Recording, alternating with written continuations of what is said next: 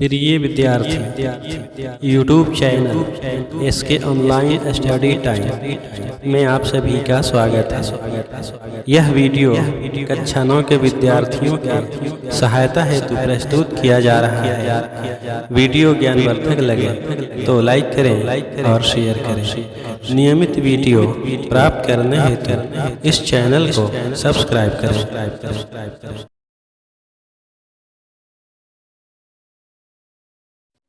आज हम लोग कक्षा 9 के गणित विषय में अध्याय 7 त्रिभुज में त्रिभुजों की सर्वांग समता के लिए कसौटियाँ क्राइटेरिया का परिचय प्राप्त करेंगे और प्रश्नावली 7.1 के प्रश्न संख्या 1 और 2 का हल प्राप्त करेंगे। तो शुरू करते हैं।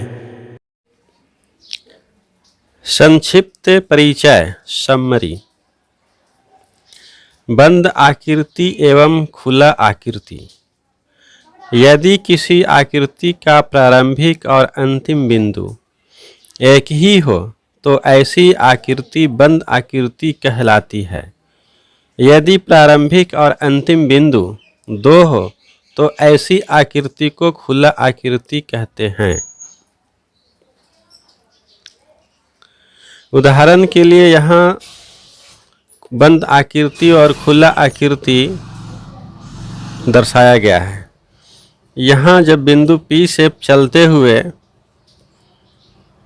किनारे से होते हुए हम फिर बिंदु P पर ही पहुँच जाते हैं, अर्थात यह बंद आकृति है क्योंकि इसका प्रारंभिक और अंतिम बिंदु एक ही है।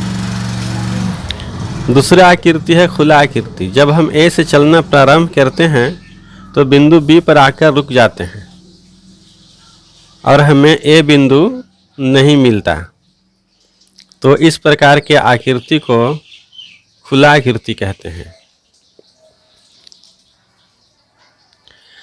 त्रिभुज ट्रायंगल।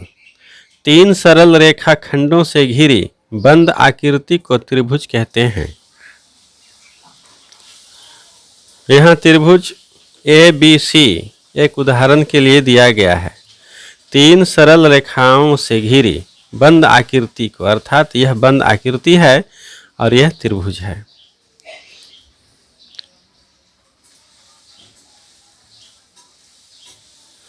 सर्वांग समता। सर्वांग समता का जब हम संधि विच्छेद करते हैं तो सर्व जोड़ अंग जोड़ समता प्राप्त होता है। सर्व के मतलब सभी और अंग के मतलब होता है उसके अंग, और समता के मतलब होता है बराबर, अर्थात सभी अंग जब बराबर हों अलग अलग आकृतियों के तो आपस में सर्वांग सम कहलाएंगे और वह आकृति सर्वांग समता के अंतर्गत आएगा। समान माप और समान आकार वाले आकृतियों को सर्वांगसम आकृति कहते हैं। सर्वांगसम का संकेत बराबर देकर इस पर इस तरह से लिखते हैं।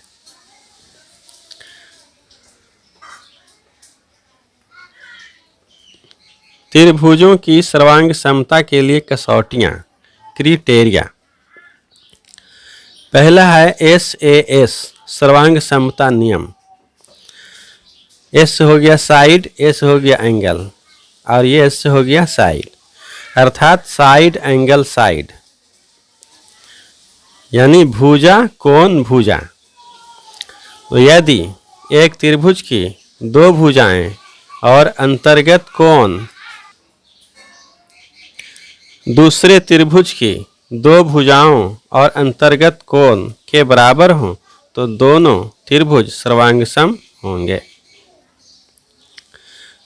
दूसरा कसौटी है ASA एंगल साइड एंगल कोण भुजा कोण। सर्वांग समता नियम।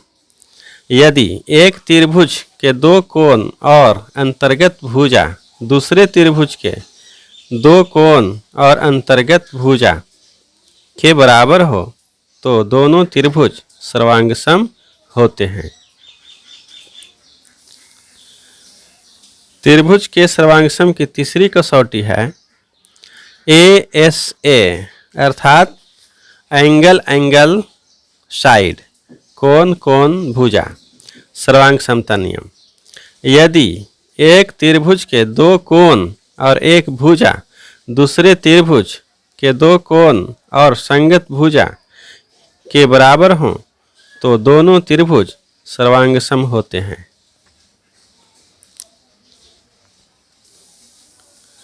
त्रिभुज के सर्वांगसम होने का चौथा कसौटी SSS सर्वांग समता नियम है, अर्थात साइड साइड साइड, यानी भुजा भुजा और भुजा।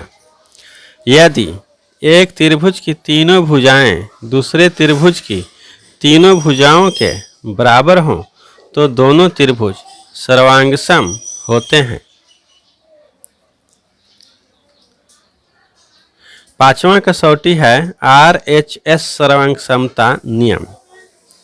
R से होता है राइट एंगल अर्थात समकोण, और H से होता है हाइपोटेन्स अर्थात कर्ण, और S से होता है साइड अर्थात भुजा। यदि दो समकोण त्रिभुज में एक त्रिभुज का कर्ण और एक भुजा क्रमशः दूसरे त्रिभुज के कर्ण और एक भुजा के बराबर हों तो दोनों त्रिभुज सर्वांगसम होते हैं। विस्तृत जानकारी के लिए आप अपने मूल्य पुस्तक को अवश्य पढ़ें। एक्सरसाइज 7.1 का प्रश्न संख्या 1, चतुर्भुज ACBD में, यहाँ चतुर्भुज ACBD दिया हुआ है। AC बराबर AD है और AB कोण A को समद्विभाजित करता है और यह रेखा कोण A को समद्विभाजित करता है। यह देखिए आकृति 7.16 में। दर्शाइए कि त्रिभुज ABC सर्वांगसम त्रिभुज ABD है। त्रिभुज ABC सर्वांगसम है त्रिभुज ABD के। BC और BD के बारे में आप क्या कह सकते हैं? और जब पहले यदि ये दोनों त्रिभुज सर्वांगसम हो तो भुजा BC और BD आपस में क्या संबंध होगा, इसके बारे में हमें बताना है। तो अब इसका आंसर लिखते हैं। प्रश्न में दिया हुआ है कि AC बराबर AD, AC और AD दोनों बराबर हैं, तो इसे और कोण A को BC AB रेखा समद्विभाजित करता है, अर्थात कोण CAB बराबर कोण DAB है। तो इसे लिखते हैं कि प्रश्न से AC बराबर AD और कोण CAB बराबर कोण DAB, यह दिया हुआ है। अब हम लोग इस आकृति को देखते हैं कि भुजा AB त्रिभुज ACB और त्रिभुज ADB दोनों में उभयनिष्ठ है, इसीलिए यह दोनों त्रिभुज में समान रूप से बराबर है। तो इसे लिखते हैं कि चूंकि त्रिभुज CAB और त्रिभुज DAB में AB उभयनिष्ठ है। AB उभयनिष्ठ है, इसीलिए दोनों त्रिभुज के लिए क्या हो जाएगा, AB बराबर AB, यानी दोनों त्रिभुज में दोनों ये भुजाएं बराबर होंगे। तब हम यहाँ देखते हैं कि ये भुजा दोनों त्रिभुज में AC और AD बराबर है, कोण CAB और कोण DAB दोनों त्रिभुज में बराबर हैं, और भुजा AB दोनों त्रिभुज में बराबर हैं। तो हमें भुजा कोण भुजा अर्थात साइड एंगल साइड सर्वसंगता नियम से तो लिखते हैं दोनों त्रिभुज सर्वांग सम होंगे। तो लिखते हैं, तो SAS सर्वांग समता के नियम से, SAS सर्वांग समता के नियम से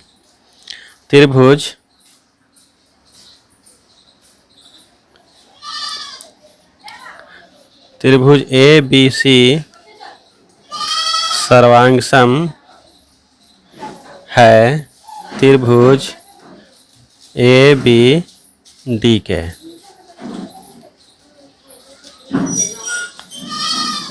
और आगे लिखते हैं, पूछ रहा है कि BC और BD में क्या संबंध है। तो इसे लिखते हैं कि और जब त्रिभुज ABC सर्वांग सम है त्रिभुज ABD के, ABD है, तो संगत भुजा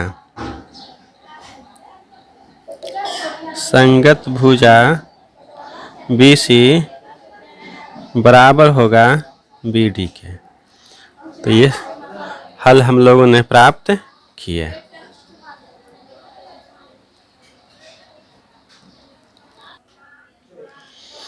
एक्सरसाइज 7.1 का प्रश्न संख्या 2। ABCD एक चतुर्भुज है जिसमें AD बराबर BC और कोण DAB बराबर कोण CBA। देखिए आकृति 7.17। यहाँ आकृति 7.17 में AD बराबर BC है और कोण DAB बराबर कोण CBA है। तो आगे कहता है, प्रश्न की सिद्ध कीजिए कि पहला, त्रिभुज ABD सर्वांग सम त्रिभुज BC है। दूसरा, BD बराबर AC है। और तीसरा, कोण ABD बराबर कोण BAC है। तो इसे हम लोग इसका हल लिखते हैं। प्रश्न में दिया हुआ है तो लिखते हैं कि प्रश्न से AD बराबर BC, AD बराबर BC, कोण DAB बराबर कोण CBA है।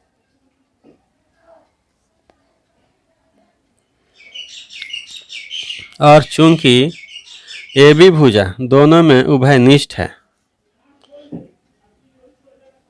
AB भुजा त्रिभुज ABD और त्रिभुज BAC में उभयनिष्ठ है।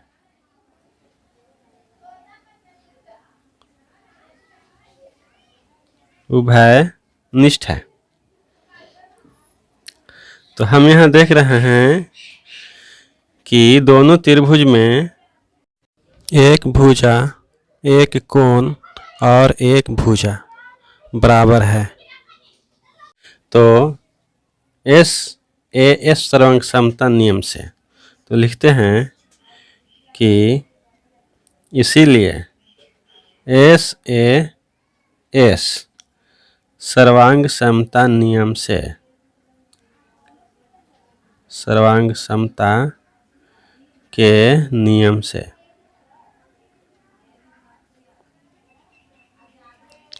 पहला जो है कह रहा है कि त्रिभुज सर्वांग सम है, तो लिखेंगे कि त्रिभुज ABD सर्वांग सम है त्रिभुज BAC के। दूसरा, जब दोनों त्रिभुज सर्वांग सम है तो इसके संगत भुजाएं भी, संगत भुजा BD और AC सर्वांग बराबर होंगे। BD और AC। जब सर्वांग सम है तो इसके संगत भुजाएं और संगत कोण सभी आपस में बराबर होंगे। तो इसीलिए BD बराबर AC। यहाँ लिख देते हैं संगत भुजा। फिर तीसरा कोण है तो संगत कोण भी बराबर होंगे, तो लिखेंगे कि कोण ABD बराबर कोण BAC। लिख देंगे यहाँ संगत कोण।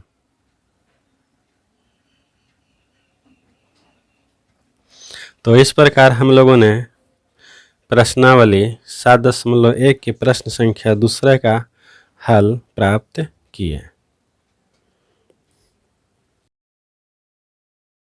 प्रिय विद्यार्थी, नियमित और क्रमानुसार वीडियो प्राप्त करने के लिए इस चैनल को सब्सक्राइब करें, लाइक करें और शेयर करें। कमेंट के द्वारा टिप्पणी लिखकर अपने बहुमूल्य सुझाव से अवगत करें। आज के संपूर्ण पृष्ठ का इमेज प्रस्तुत किया जा रहा है। विद्यार्थी इसका स्क्रीनशॉट लेकर सुरक्षित रख लें, जिससे नोट लिखने और समझने में आसानी हो सके।